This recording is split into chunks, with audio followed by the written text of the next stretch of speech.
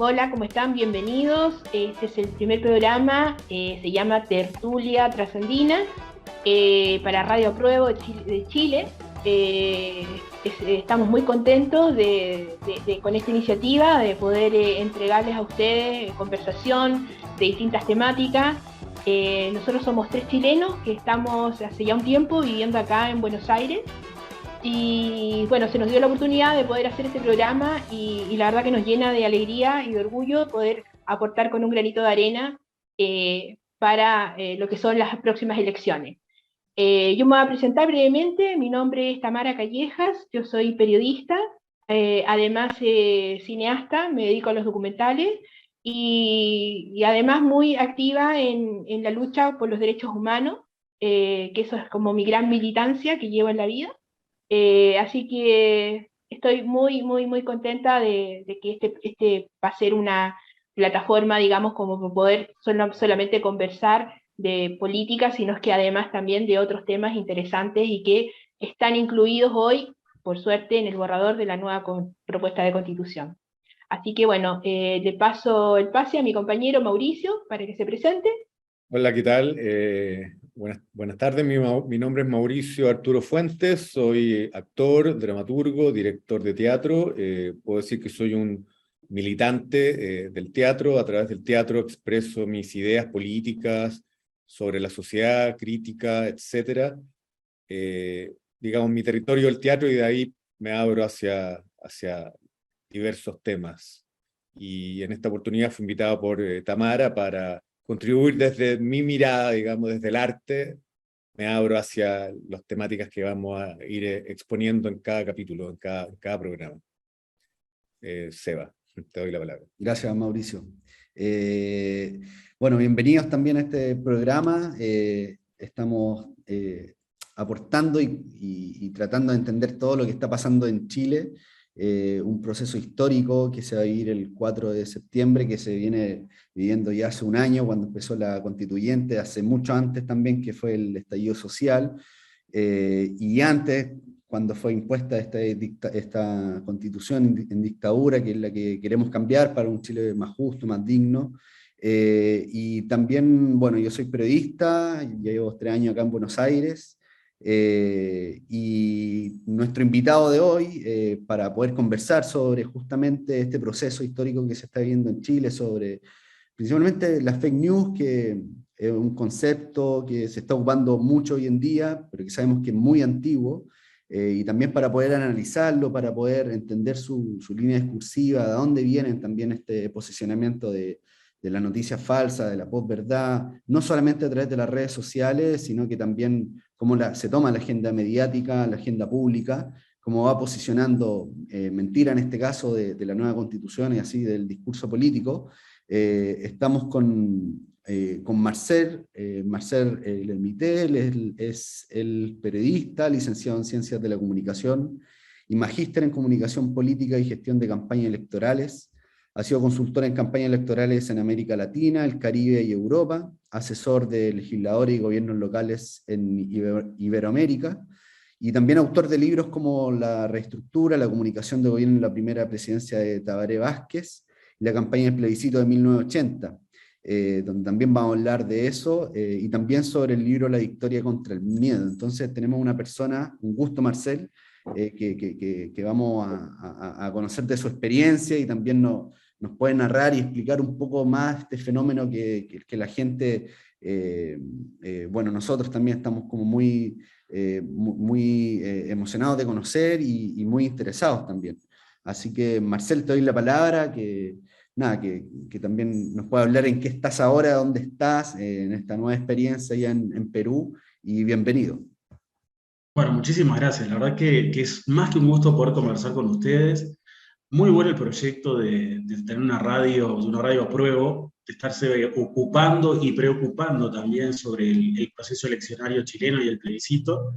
Y qué bueno también estar en contacto para mí con personas nacidas en Chile. Yo siempre cuando en 2017 me tocó hacer una campaña presidencial en Chile, y viví el año entero, estuve prácticamente, te diré que pocas veces viajé a Montevideo, y tuve ahí un periodo también corto que tuve que cortar para ir a hacer las elecciones francesas, las legislativas francesas. Pero en Chile me sentí como en mi casa realmente.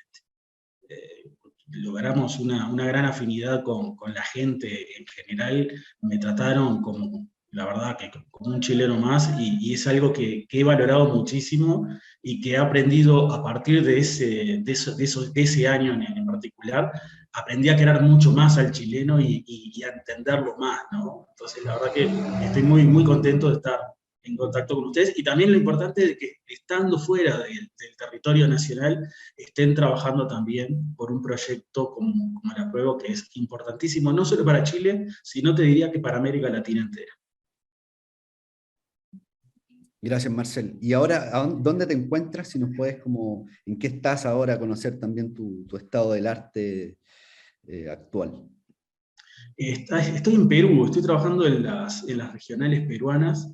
Llegué hace aproximadamente un mes a la región de Amazonas. Es una región que es fronteriza hace frontera con Ecuador y que tiene selva, ¿no? Entonces tiene caminos que son terriblemente malos. Todas las localidades hay que hacer muchas horas en carretera por montañas. Ese tipo de carreteras que uno mira para el costado de la montaña y es el precipicio abajo, pero con un piso, digamos, que es terrible. Y bueno, trabajando para Juntos por el Perú, no tengo problema en decirlo. Los mayores consultores habitualmente no cuentan para quién trabaja, pero en este caso, como tenemos muy buena sintonía con el partido, no nos hace problema. Trabajando para un proyecto de la izquierda peruana que está buscando tratar de que haya un poquito de justicia social en estas zonas que son muy postergadas, ¿no? Acá hay niveles de pobreza que son realmente brutales, gente que vemos que ni siquiera tiene para calzado, que anda caminando descalza en la calle, gente que no tiene asegurada la comida, gente que vive en casas que realmente uno las ve y se nos ponen los pelos de punta, ¿no? Entonces, trabajando para un proyecto que tiene mucho de social, mucho de social. Y con niveles de corrupción, te diré acá también en Perú, que creo que son más altos, o de los más altos de América Latina, un país que tiene una institucionalidad muy débil, ¿no? Producto de ello es evidente que la cantidad de presidentes que han caído en los últimos años, en el periodo de gobierno pasado tuvieron 3 presidentes.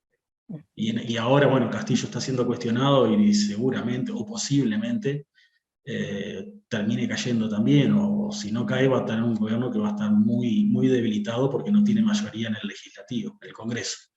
Así que acá en Perú y escuchando y tratando de seguir el proceso de Chile y de otros países de América Latina también que tienen procesos sumamente interesantes. Parece que está todo que arde en Latinoamérica, o permanentemente Sí, ardiendo Latinoamérica. De sí, manera... tal cual, pero no es de ahora, porque si vos te pones a pensar y mirás lo que fue creo que fue el estallido chileno que fue 2019 aproximadamente, Sí, 2019, ¿no? 18, sí, Octubre. 18 de octubre. Bien, pero ya en 2019 estaba toda América Latina en llamas. Vos tenías Sí, el estallido chileno, tenías a Colombia en las calles, con una Ecuador. represión que era Ecuador con el tema indígena, tenías a Bolivia también en las calles, tenías medio América Latina que estaba a punto de explotar, y cuando está a punto de explotar América Latina, nos cae la pandemia. Y ahí Claro, nos tenemos que guardar todos en nuestras casas. en elipsis. Y sí, fue muy, muy loco. Yo no sé si no hubiera caído la pandemia, no sé qué pasaba en América Latina, porque en ese momento ardía. Yo me acuerdo haber estado Alguien, justamente en Chile en el Foro Latinoamericano de Derechos Humanos que me invitaron a exponer, y se hablaba justamente de eso, de que en breve América Latina estallaba. o sea, nosotros estuvimos a un paso de que Piñera cayera Claro, ese año. Nosotros, si no se hubiera firmado el acuerdo por la paz que se firma en noviembre, se venía el paro general, que ya estaba, y Piñera caía. Y eso lo salvó, digamos, y bueno, y la pandemia después lo ayudó, digamos, a poder terminar los 4 años. Es Pero que nosotros, también, sino que la clase política también lo ayudó, digamos. Chile tiene esta claro, tendencia a privilegiar más el orden que la legitimidad, digamos. O sea, Piñera pudo estar súper deslegitimado, pero finalmente todos van para que se sostenga hasta fin de gobierno, digamos, por una suerte de pánico al caos, digamos, que puede generar una destitución. En eso también son características propias de Chile, digamos. Sí, sí, pero El ¿sabes orden qué, está por Mauricio? encima de la legitimidad. Con respecto a eso, yo creo que ese es un valor de los chilenos. O sea, yo estoy en las antípodas, estoy muy lejos del pensamiento de Piñera. Evidentemente estoy, y más, hice todo lo posible porque Piñera no fuera presidente y terminó siendo presidente. Pero el valor de la democracia que tiene, el valor que tienen los chilenos sobre la democracia es muy importante y hace que la institucionalidad sea fuerte. Entonces, como cuando tenés una institucionalidad fuerte, no te pasa lo que está pasando, por ejemplo, en Perú, de que el presidente no me gustó, sea de derecha o de izquierda, te lo volteo, cayó, y bueno, y vemos cómo gobernamos, y mientras hay un caos terrible, y los grandes afectados siempre sabemos, son siempre los mismos. Las clases sociales más bajas, las clases que no tienen dinero, son los grandes perjudicados. Entonces, el hecho de que Chile, más allá de que haya tenido un presidente que fue siniestro, como Piñera, haya respetado la institucionalidad y haya mantenido una democracia fuerte y estable, es un valor de los chilenos, sin duda. Un valor igual se cuestiona mucho de todas formas. O sea, creo que tiene pro y contra. Creo que es verdad lo que dices tú, pero también tener un presidente que está violentando los derechos humanos y se le defienda, digamos, para que permanezca, o por último se le justifica, digamos, para que no se caiga por sí mismo, también es cuestionable. O sea, desde mi punto de vista, es complejo el tema, creo yo. Pero entiendo lo que vas de todas maneras. Es complejo, complejo. Sí, sí, yo lo veo desde el punto de vista de trascender a la figura que esté en el momento, ¿no? Evidentemente que el gobierno de Piñera, yo tengo mucha afinidad con Alejandro Navarro en Chile. Alejandro Navarro pregonaba que había que hacerle un juicio a Piñera, ¿no? Hasta el día de hoy lo sigue pregonando. Y bueno, yo estoy totalmente de acuerdo con Navarro en ese sentido. Pero yo creo que trascendiendo la figura del presidente que esté ocasionalmente ocupando la moneda, es bueno que el chileno defienda la democracia en sí y valore las instituciones. Si vos mirá lo que son los números del Latinobarómetro, los latinos cada vez queremos menos la democracia, cada vez respetamos menos los partidos, cada vez creemos menos en los políticos. Entonces, que Chile valore un poco más la política es importante. Es importante. Los cambios se hacen siempre desde la política.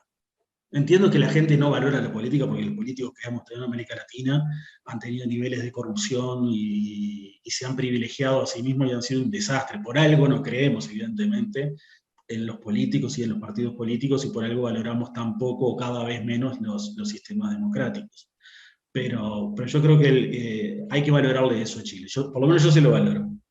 Sí, lo que sí yo creo que en Chile hay mucha impunidad, o sea, que se llega a juzgar a Piñera va a ser tremendamente difícil. No se juzgó a Pinochet y a muchos militares que quedaron libres, digamos. Dictadura se habló como 20 años después, se le definió al gobierno de Pinochet como dictadura. Y en ese sentido creo que los procesos son lentos en Chile y tienden a dejar de lado procesos judiciales que debieran implementarse, digamos, para que las cosas no se vuelvan a repetir, digamos. O sea, Pinochet salió libre, quedó libre, incluso salió la centroizquierda a defenderlo cuando quedó preso, cuando lo detuvieron en Londres. ¿Quiénes lo llevaron de vuelta a Chile? No fue la derecha, fue el gobierno ¿me recuerdan? Frei. De Frei. Eduardo Frei, sí. La democracia cristiana y también la centroizquierda, el Partido Socialista también se la jugó. Y cuando llega a Chile nunca lo enjuiciaron. O sea, la idea era traerlo a Chile, llevarlo a Chile, perdón, estaba en Buenos Aires, llevarlo a Chile, pero para que cumpliera algún tipo de juicio, y no pasó nada, digamos, el tipo estuvo libre hasta que murió. Y ese también es otra, creo yo, debilidad del sistema chileno, que la impunidad también tiende a ponerse por encima, digamos, de la justicia. Sí, pero eso también tiene un antecedente que es la Constitución, la actual Constitución chilena, ¿no? Una Constitución que está hecha y armada por golpistas, por la gente de Pinochet y sus secuaces, y que creo que previeron todos los escenarios futuros que les podían suceder y se cubrieron ahí. Entonces, yo creo que tenemos una deuda importante en América Latina en general, que es el tema de los derechos humanos. no solo en Chile, ¿no? El caso de Brasil, por ejemplo, en Brasil, si no me equivoco, no fue ni un solo represor preso. Ninguno, ninguno. En el caso de Uruguay fueron solo los más emblemáticos, ¿no? Entonces es En muy difícil Argentina, también discernir quién va preso, quién no va preso. Yo creo que todo aquel que realizó violaciones en los derechos humanos debería estar preso, no solo los mandos.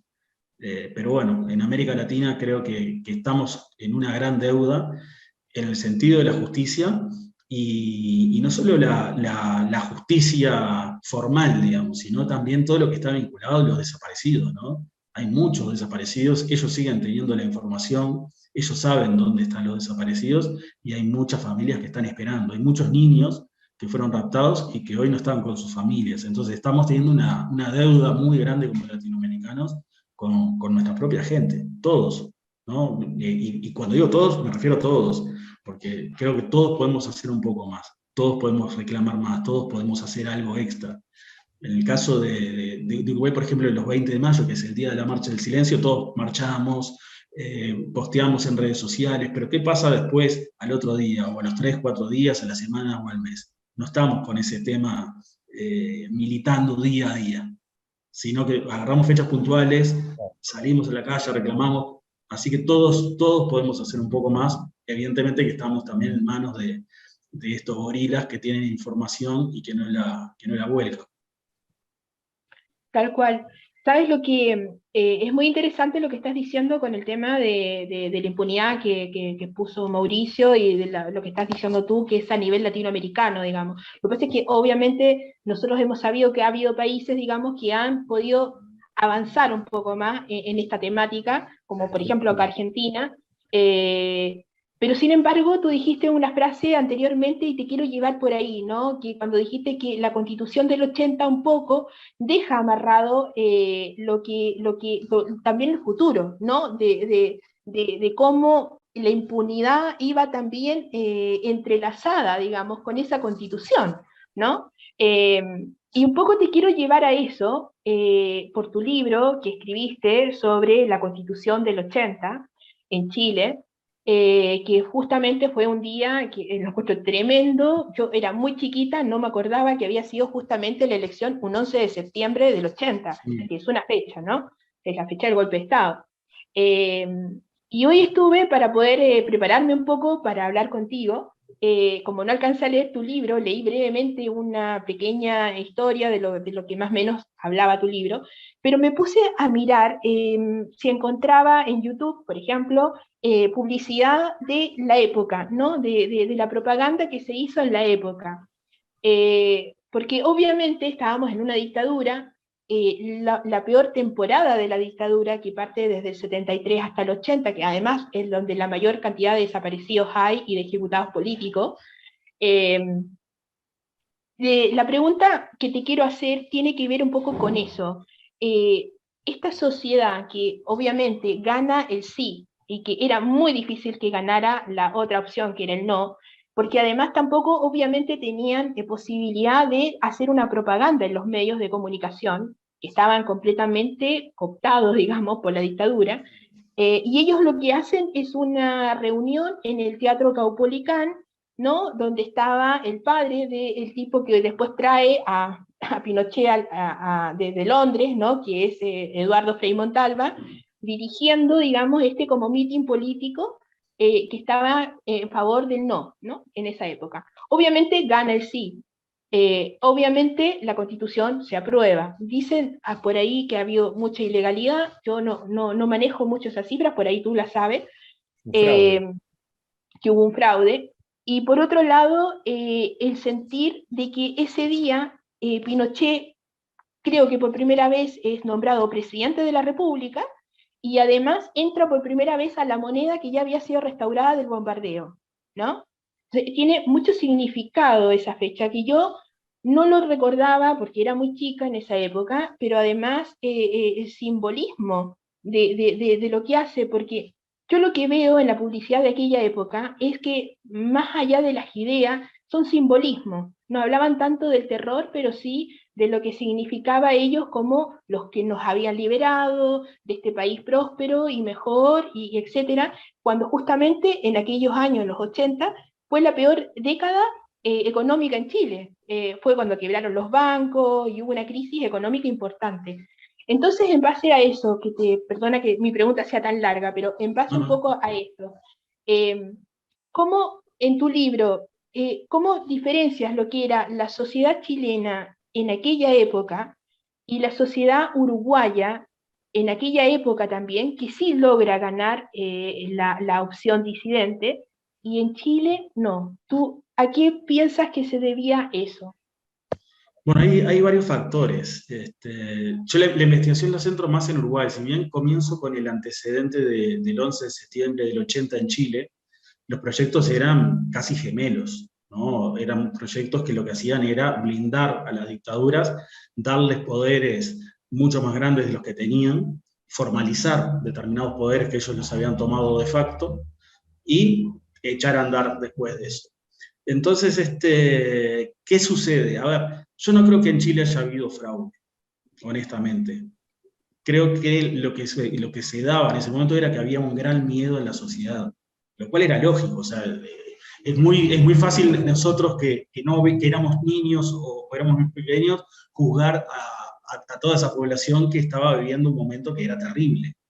Entonces, había mucho miedo en la sociedad. Pues tenemos nuestra familia, yo tengo mis padres que vivieron eso, mis abuelos que vivieron eso, o sea, sé de primera mano que estaba viviendo la sociedad y me lo contaron nada más, no solamente en ese momento, también cuando crecí. Yo era niño, pero mis padres estaban viviendo eso y bueno, en fin, te dejo seguir, disculpa, quería... Claro, pero a lo que quería ir es que ellos estaban viviendo de repente un terror que nosotros, por un tema generacional, nos lo pueden contar, pero no lo sentimos en la piel, ¿no? Yo siempre escucho, muchas veces escucho, si yo hubiera estado ahí, yo habría tomado, no sé, las armas, me habría enfrentado, sí, pero no estabas ahí. O sea, me lo contaron y yo puedo imaginar qué habría hecho. Ahora, la generación de nuestros padres y nuestros abuelos lo sufrió en carne propia, ¿no? O sea, el dolor lo tuvieron ellos, a nosotros nos lo contaron. Entonces, ¿qué sucedió? En el caso uruguayo, hay un tema de partidos políticos que es muy fuerte en la tradición del partido político uruguayo. Vos pensás que los partidos uruguayos son del 1834. Entonces, hay toda una institucionalidad de partidos que solo tienen, por ejemplo, los partidos ingleses. Entonces, lo que dice el partido pesa muchísimo, por más que estuvieran ilegalizados o lo que fuera, pesa muchísimo. Y después había, tanto en Chile como en Uruguay, una tradición de militancia que es muy fuerte, y que en la elección del 80 en Chile también se da, ¿no? Lo que fueron los militantes trabajando clandestinamente, trabajaron como bestias, como decimos nosotros, para poder hacer llegar un mensaje. Vos pensás otra cosa. Yo no recuerdo qué pasó exactamente en Chile, pero en el caso uruguayo estaba habilitada formalmente la propaganda para el sí y el no, pero la del no salía.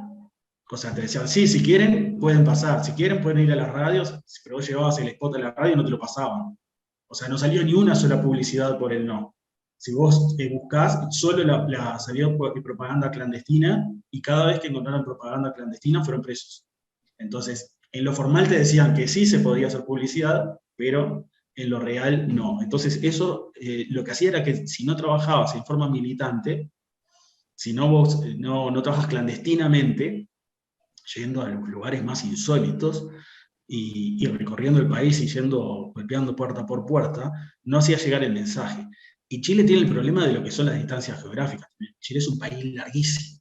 Entonces, yo me imagino de que la centralidad que tiene Chile también en Santiago de Chile, ahí se cocinarían los mensajes, se trataría de armar un poco el proyecto y la estrategia de la campaña electoral, pero es muy difícil llegar a Punta Arenas con ese mensaje, ¿no? Entonces, la coordinación esa, si en el caso de Uruguay fue compleja, que Uruguay tiene 176.215 kilómetros cuadrados, imagínate lo que fue en Chile, ¿no? También había en Chile grupos de base en las distintas regiones, que eso también ayudó mucho, pero siempre la centralidad de las campañas son en las capitales, y desde ahí habitualmente parten los mensajes. Entonces, yo creo que uno de las razones por las cuales en Uruguay gana el no es justamente ese, el peso de los partidos políticos que desde la clandestinidad y desde lo que eran las radios que se manejaban desde el exilio, ¿no? Lo que era Radio Nederland y había dos o tres radios que se escuchaban desde el exterior y se enviaban también. Otra cosa que funcionaba mucho era el envío de cassettes de parte de exiliados políticos, ¿no? Si tenemos que explicarle esto ahora a las actuales generaciones. Yo se lo contaba a mis sobrinos, por ejemplo, y no me entendían nada. Decían, bueno, en realidad grababan un cassette, la gente que estaba en el exilio, lo mandaban a través del aeropuerto, no tenían que... Eran las redes sociales de esos tiempos. Claro, las redes sociales era el mandar un cassette o una servilletita escrita, y ahí era un mensaje político. Claro, pero a partir de eso vos tenías que elaborar un mensaje y hacerle llegar a la militancia, decir, mirá, nos mandan decir de afuera que está pasando esto, esto, esto y esto, a ver cómo lo podemos hacer llegar. Hablemos con los militantes de base, que eran todos clandestinos también, que si de repente hablabas con uno y caía ese, caían todos atrás y marchaban todos presos. O sea, fueron unas campañas de una complejidad que fue increíble. Y hay otra cosa importante también, el rol que tuvo la cultura, ¿no? Que es poco valorado obviamente en todo lo que son campañas electorales. El rol que tuvo la cultura en estos plebiscitos fue gigante. Porque ¿qué pasaba? Habitualmente el artista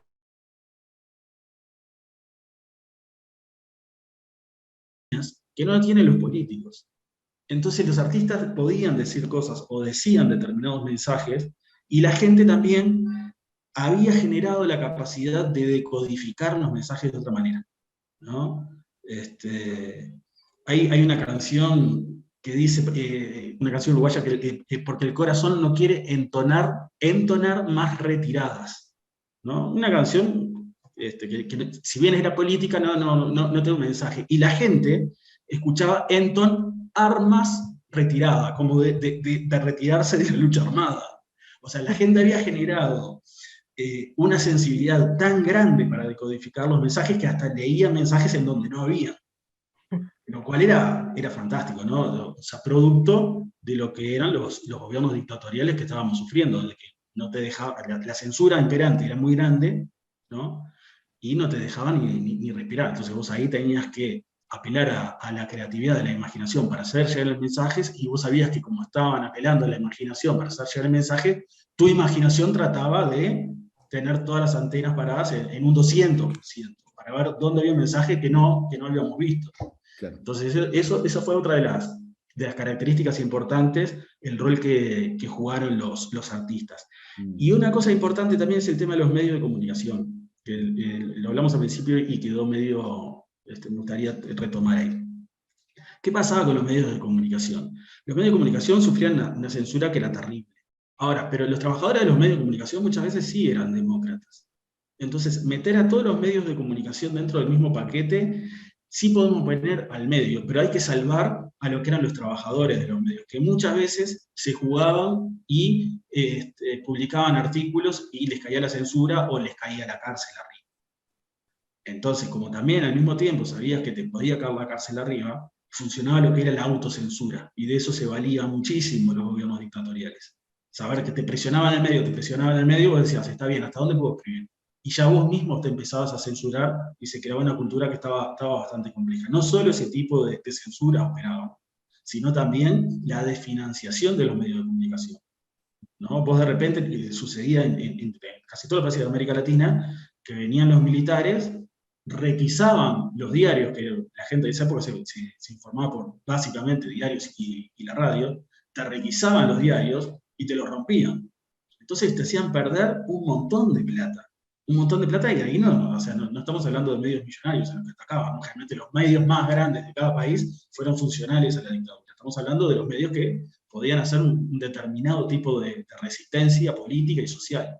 Y a esos medios le quitaban la publicidad, muchas veces le ponían bombas a los auspiciantes, ¿no? Le hacían un atentado al auspiciante y vos decías, no voy a hacer publicidad en este diario o en esta radio si me van a poner una bomba. Entonces te iban recortando y te iban ahogando económicamente también. Pero bueno, o sea, lo importante también hubo prensa clandestina, hubo prensa que se jugó, y sobre todo hubo muchos trabajadores del periodismo que se jugaron el pellejo, y muchos perdieron el pellejo también en esta batalla contra las dictaduras de la región.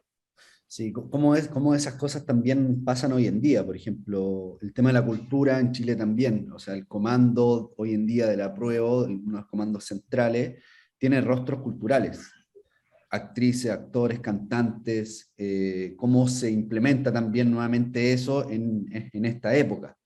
Eh, Sí, ahí, eh, ahí es importante, ¿qué pasa? Los que hacemos estrategia política, mm, muchas veces apelamos a lo que nosotros decimos la cultura del espectáculo, ¿no? Nosotros sabemos siempre que hay un núcleo duro que nos va a votar, claro, ¿no? A cualquiera de los dos, al apruebo o a los chicos estos del rechazo. O sea, hay un grupo que te va a votar y ya sabemos que te va a votar y que está informado, y esa gente no nos interesa tanto, nos interesa sí nutrirlos de información, claro. que tengan información, pero información un poco más detallada para que defiendan mi propuesta, ¿no? Pero ¿cómo le llego, y sobre todo en esta campaña en particular, cómo le llego a todos aquellos que están alejados de la política, que no te miran un informativo, que no te escuchan un programa de radio, que no están dispuestos a leer sobre política?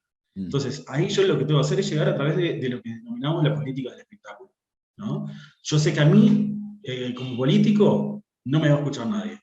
Ahora, yo sé que de repente si Tamara hace un documental y está bueno, la gente lo va a ir a mirar para entretenerse y divertirse. O lo claro. mismo Mauricio, si me escribe una obra de teatro, también la gente va a decir, mirá, la obra estaba buenísima y ya le metiste el mensaje adentro. Claro. Entonces, apelamos a lo que es la política del espectáculo para hacer llegar los mensajes. Lamentablemente, después que pasan los procesos electorales, muchas veces nos olvidamos un poco del rol de los artistas y lo vamos a buscar para la próxima campaña, ¿no? Exacto. Pero la cultura en lo que es las campañas electorales y en los procesos políticos en general, tiene un rol fundamental. Es Claro. fundamental. Antes, Llegan a porcentajes a segmentos de la población en donde el político no llega. antes de darle la posta a Mauricio, claro, de hecho los rostros de la cultura principalmente son personajes de las teleseries que pasan por los canales tradicionales. Justamente esta estrategia a través de ese rostro conocido que ve el señor, la señora, la familia a las 2, 3 de la tarde cuando está almorzando, es el que sale a decirle que el apruebo trae esto, trae un poco más de Claro. esperanza, que el rechazo es como se... Y también algo que me quedó dando vuelta, el tema del financiamiento de los medios de comunicación, cómo los grandes grupos también financian a estos medios distintos, que hubo un caso hace muy poco en Chile, que es La Red, que es un medio tradicional en Chile, que comparte la pantalla con otros 3 o 4 más, y que hoy en día está en crisis económica, y que los grandes rostros, que eran un poco más progresistas dentro de la televisión chilena, se terminan yendo porque no hay financiamiento y también todo el aparato de los trabajadores y trabajadoras. Entonces, esa modalidad sigue operando. El tema es que muchas veces la gente no se percata, pero está ahí in situ. De hecho, Juan Sutil, que es el actual presidente de la CPC, que son de los empresarios en Chile, el más político, el vocero de ellos, dice, en un momento advierte a la red televisión porque tenía una parrilla un poco más distinta, más pluralista, más crítica, que le advierte que en cierta forma él va a retirar, puede llegar a retirar su anuncio de su empresa. Y eso fue impactante porque era el primer empresario que lo hizo en pantalla pública. Venía pasando hace mucho tiempo, pero lo hice en pantalla en la pantalla grande, perdón, en la pantalla chica por los medios de televisión. Fue como, bueno, ahí está, es real, eso pasa. Pero eso fue una de las experiencias que pasó y que sigue pasando porque el canal sigue siendo en crisis, y eso que sus dueños son norteamericanos, son de Estados Unidos, son gringos, pero aún así venían con una parrilla distinta, más plural, más crítica, y los terminaron ahogando obviamente porque sacaron la gran empresa su financiamiento. Sí, yo soy convencido que en nuestros países por lo menos debería haber en la educación formal algún espacio que sea educación para los medios, ¿no? Explicarle a la gente desde pequeña qué es lo que están viendo en la televisión, explicarle que son empresas comerciales, explicarle que los productos que ven no necesariamente son la realidad. La verdad es lo que decía, usted lo conoce bien por el periodismo, Ryszard Kapuscinski, el periodista polaco decía, en verdad hay dos realidades, ¿no? Hay una realidad que nos muestran los medios de la televisión, en donde las mujeres no tienen celulitis, los hombres no tienen panza, no hay canas, estamos todos divinos, y después está la realidad, la que pasa todos los días, que vos te tenés que levantar de mañana para ir a laburar, y te mirás al espejo, tenés arrugas, tenés canas, no llegás a los estereotipos de belleza, tenés miedo cuando salís por la calle porque te pasan todo el día crónica roja y crees que te van a matar en cada esquina. Entonces, esas cosas deberíamos enseñarlas a nuestros niños para que estén advertidos de que no todo lo que está en televisión y en redes sociales es cierto, ¿no? Más en estos momentos que se apela muchísimo a lo que son las campañas de desinformación, se apela cada vez más a partir de la campaña de Donald Trump y de la campaña de Jair Bolsonaro en Brasil. Hay una apelación continua a las campañas de desinformación para conseguir objetivos políticos, al punto que empiezan a surgir ahora teorías de la verdad, ¿no? Hay muchos teóricos que te dicen que no existe la verdad, que la verdad es una cuestión de perspectiva, ¿no? Si yo estoy mirando mi pantalla de Zoom, los veo ustedes tres y ustedes tres me están mirando a mí. Entonces, ¿cuál es la verdad? ¿La que yo estoy mirando o la de ustedes? La verdad es mi computadora, la computadora de ustedes. Entonces, empezamos a cuestionarnos, ¿existe la verdad o no existe la verdad? En base a estas realidades que construimos mediáticamente. Y otra cosa más, vuelvo a lo que habla, a los movidas de Giovanni Sartori, ¿no? Sartori lo que te dice es, ¿qué le pasa a la gente? O sea, si uno ve lo que ha sido la evolución humana, hemos pasado, no sé, del Australopithecus al procónsul africano, no me acuerdo de la evolución, pero llegamos, se supone que al Homo sapiens, y pasamos del Homo sapiens al Homo videns. O sea, ¿cuál es la diferencia? Que perdimos la capacidad de razonar, ya no razonamos. O sea, ahora lo que hacemos es, vemos y creemos. Eso es una movida, dice Sartori, y no estamos tan lejos de eso. O sea, nos muestran las cosas y decimos, mirá esta publicidad, mirá lo que están diciendo en esta campaña, bueno, sí. Si ganan los comunistas, los rusos vienen y se llevan los niños y se los comen con papas fritas. Y vos decís, pero ¿dónde viste eso? No, lo vi en la tele. Guagua, como decían en Chile. Claro, exactamente. Así que yo creo que va por ahí, ¿no? El tratar de formar a nuestra gente, a nuestras sociedades, a nuestros ciudadanos, para que tomen opciones sabiendo de que no todo lo que están viendo es real, ¿no? Que hay mensajes que salen desde otros estrategas que trabajan no en persuasión, como se debe trabajar en comunicación política, sino en manipulación, ¿no? Lo cual es una sentencia que es grave y que debería estar penada de alguna manera, porque lo que estamos haciendo muchas veces es estafar a la gente. Les estamos vendiendo un futuro que no existe. Y así como si a mí me venden un producto comercialmente en este mundo capitalista, me venden un auto de repente, que yo lo pago y me lo venden sin ruedas, y yo puedo ir y denunciar a esa persona, si me estás vendiendo un futuro en política, tiene que ser el futuro que yo compré, no me vendas un futuro que no existe.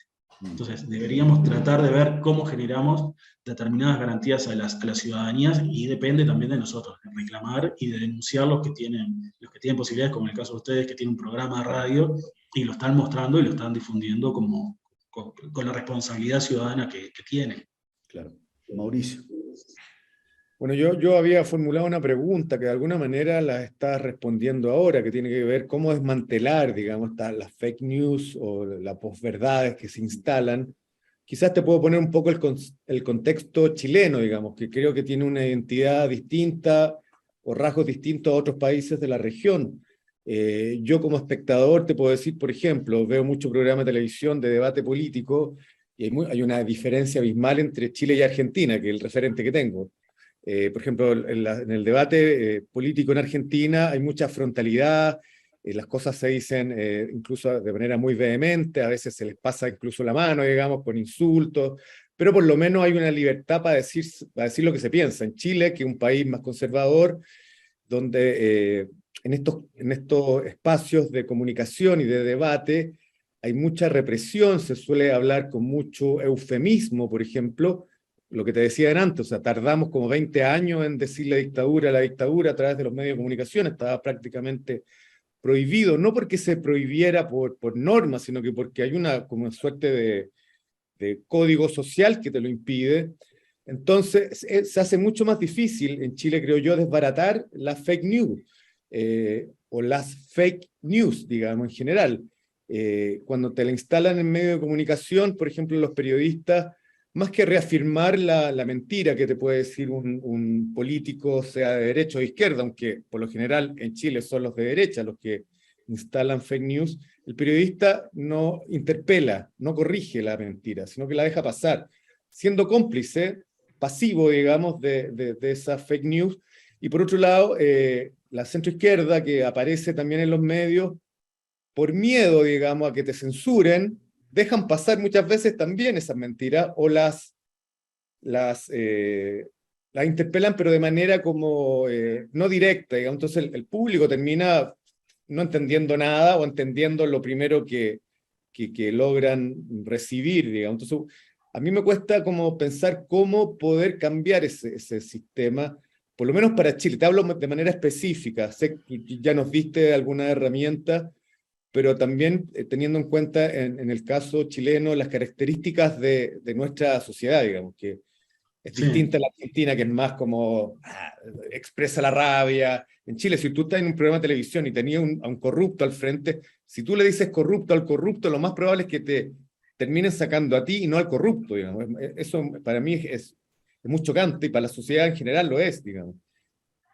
Yo creo que hay dos elementos ahí que sí podemos apelar como sociedad, ¿no? Primero, el periodismo, ¿no? El rol de perro guardián, que se llama, que se le adjudica al periodismo, ¿no? Los periodistas tienen, cuando existen este tipo de manipulación, cuando se enfrentan, y el periodismo sabe habitualmente que hay campañas que son de desinformación, hay que denunciarlas, ¿no? Yo creo que el rol del periodismo es fundamental. Ahora, evidentemente que también hay un juego perverso acá, porque en el caso nuestro, por ejemplo, en este espacio sí podemos denunciar, pero muchas veces vos sos un trabajador que querés denunciar determinada práctica, pero estás dependiendo comercialmente o económicamente de un patrón que es el dueño del medio de comunicación, y si vos haces determinada denuncia en el medio de comunicación, posiblemente te quedes sin trabajo, y después nadie se va a acordar de vos, ¿no? O sea, te van a decir, sí, mirá, Mauricio, sí, aquel que hizo la denuncia se quedó sin trabajo. Entonces, claro, el resto de los periodistas, ¿qué van a hacer, no? O sea, volvemos a lo que eran los medios en la dictadura, a la autocensura para no molestar al patrón de turno y conservar nosotros los trabajos que tenemos. Es difícil de juzgar. Yo creo que de todas maneras sí habría que denunciar. Ahí los sindicatos de periodismo tienen un rol muy importante, ¿no? De amparar a sus trabajadores y que no se los toque por este tipo de iniciativa. Y lo segundo para mí es que se debería de alguna manera judicializar, ¿no? Yo sé que a veces suena un poco fuerte esto, pero sí, estoy convencido que se debe judicializar. Acá, en la campaña de Bolsonaro fue muy claro, ¿no? Había determinados centros, determinadas oficinas que se encargaban de hacer publicidad falsa, y esas campañas de información circulaban por WhatsApp, que está sucediendo en este momento también en la actual campaña de Brasil. Ahora, si nosotros todos sabemos, que existen esos centros, esas oficinas que están emitiendo propaganda falsa, están desinformando a la gente con el ánimo de manipularla y de obtener un rédito político, que detrás de ese rédito político vienen, aparte de réditos comerciales, corrupción, vienen mil cosas, no sabemos qué puede venir atrás. Están estafando a ciudadanos, y si estamos estafando ciudadanos, hay un estafador. Hay alguien que es el responsable de estas políticas. Y si hay alguien que es el responsable de la manipulación de una persona, tiene que ir preso. O sea, lo que hay que hacer es, de alguna manera, judicializarlo. Y eso depende del sistema político. O sea, lo que hay que hacer es decirles a nuestros políticos, ¿saben qué? Todo lo que sea campañas de desinformación con fines de manipulación electoral, yo quiero que ustedes hagan una ley en el Congreso. Y quiero que hagan una ley que sea dura. Lo que pasa es que muchas veces el político también cae en esa espiral del silencio que te habla Elizabeth Nicole Neumann, ¿no? Noel Neumann, de que uno va a quedar solo en eso. Entonces, como voy a quedar solo, mejor ni digo nada, porque todo mi grupo de políticos y parlamentarios y congresistas me van a señalar con el dedo y voy a quedar en el ostracismo. Entonces mejor no digo nada. Pero entonces nosotros desde la sociedad civil tenemos que reclamar. Entonces, si nosotros reclamamos y hacemos presión, y los políticos en algún momento, o los congresistas, no los políticos, los congresistas en algún momento van a tener que tomar el tema y hacerse cargo. Y ahí va a fortalecerse la democracia, porque vamos a tener por lo menos, yo creo que no se van a terminar las fake news, no se van a terminar las campañas de desinformación, pero vamos a estar un poco más cubiertos, mínimamente. Creo que son los dos primeros pasos que podríamos tomar, ¿no? Fortalecer el periodismo y que el periodismo denuncie y judicializar. Sí, de hecho, recuerdo hay un diputado chileno del Partido Comunista que hace poco presentó un proyecto de ley que la idea busca sancionar con 50 millones de pesos aproximadamente las mentiras sobre el plebiscito, sobre el proceso constituyente. Y también me empezó a recibir muchas críticas. Obviamente el sector, que todos sabemos que van a criticar eso porque hablan sobre la censura y sobre la libertad de expresión. Pero los entendidos también apelan a eso. Pero también sabemos que la libertad de expresión tiene límites. O sea, sobre todo con un proceso tan histórico como se está viviendo en Chile. Y está ahí, está descansando ese proyecto. Bueno, ojalá es que, no sé si se le logre aprobar y poner en tabla durante esta semana antes de llegar a septiembre. Así que nada, recordamos que estamos en Radio Pruebo, en el programa Tertulia Trasandina. Estamos con Marcel Lermité, él es periodista, licenciado en Ciencias de Comunicación. Estamos hablando sobre, obviamente, la fake news y todo el proceso histórico que está pasando en Chile. Tamara. Yo lo que te quería preguntar, ya como para cerrar, digamos, porque ha sido súper interesante, la verdad, escucharte, Marcel, y como que tendríamos que volver a invitarte en algún minuto más como para hablar tal Con vez mucho temas gusto. más específicos. Pero a mí lo que me gustaría era que tú, como periodista y como cientista político también que lo eres, experto en comunicaciones, nos dijeras por qué hoy, porque tú lo dijiste al principio, que esta nueva constitución, este plebiscito del 4 de septiembre para nosotros los chilenos es importante, pero también a nivel latinoamericano. Y me gustaría que pudiéramos cerrar con esa idea, ¿no? Porque tal vez el chileno tiende a ser una isla, ¿no? Porque tenemos una cordillera por un lado y por el otro lado tenemos el mar. Entonces muchas veces tendemos a mirarnos, como se dice coloquialmente, el ombligo, ¿no? Y muy pocas veces de vernos insertos, digamos, en este concierto latinoamericano, ¿no? Y que muchas veces lo que pasa en algún país a nosotros también nos repercute de buena o de mala manera.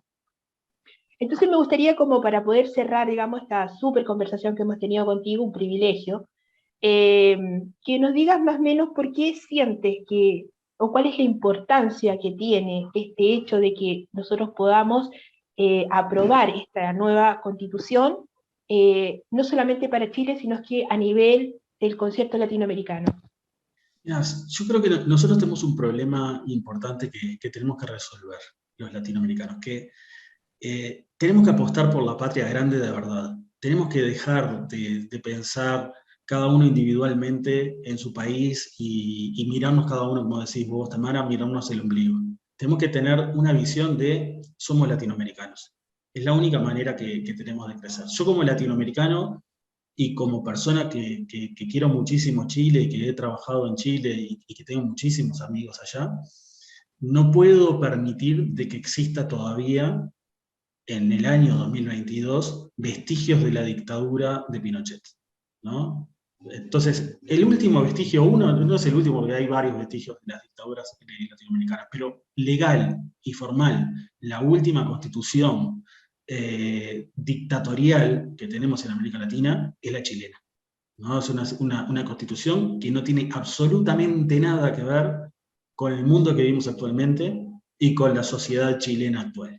Entonces, Chile no se merece eso, pero los latinoamericanos tampoco nos merecemos eso, ¿no? Si nosotros apostamos por una patria grande, una de las primeras cosas que tenemos que hacer es erradicar la constitución pinochetista. Bueno, fantástico. Te agradecemos, Marcel, por esta entrevista que estuvo buenísima. Agradezco a los compañeros, a Mauricio, a Sebastián, este es nuestro primer programa, así que estamos muy contentos porque esperamos que podamos tener muchos más y con temas muy interesantes también. Y quiero recordarle a todos los que nos van a, nuestros futuros y auditores, y que nos vean también por la página de YouTube, que también tiene la radio, que estamos también en Instagram, nos pueden buscar como @radiopruebo.cl o @radiopruebo. Eso, y que nosotros también vamos a abrir alguna red social con el nombre de nuestro programa, Tertulia Trasandina, y en algún minuto tal vez lo hacemos en vivo y así podemos tener también un bagaje, digamos, sería súper interesante con la gente que nos ve y poder escuchar preguntas y qué sé yo, algún feedback interesante. Pero siento que estuvo muy lindo el programa, estoy muy contenta, me llena de orgullo porque es algo que veníamos pensando hace tiempo de poder desde acá, digamos, aportar de alguna manera. Nosotros venimos organizándonos desde el estallido social que veníamos recién llegando acá a Argentina, y nada, agradecer a Sebastián que justamente haya hecho ese curso y que te haya conocido, y te dejamos invitado con señal cuando puedas para un próximo programa y así podemos seguir conversando. Sí. Bueno, yo más que agradecido de la invitación y de poder compartir con ustedes. La verdad que yo pasé fantástico y quiero valorar que hay pocos espacios así para poder reflexionar en profundidad. Así que los felicito por el programa, estoy seguro que va a ser un éxito absoluto. Y vuelvo a subrayar lo que les decía, ¿no? La importancia que desde fuera de fronteras estén haciendo el trabajo que están haciendo en favor de Chile, ¿no? Así que eso también sí los agradezco mucho. Gracias, Marcelo. Gracias. A ustedes. Nos vemos. Nos vemos. Chao. Chao. Chao.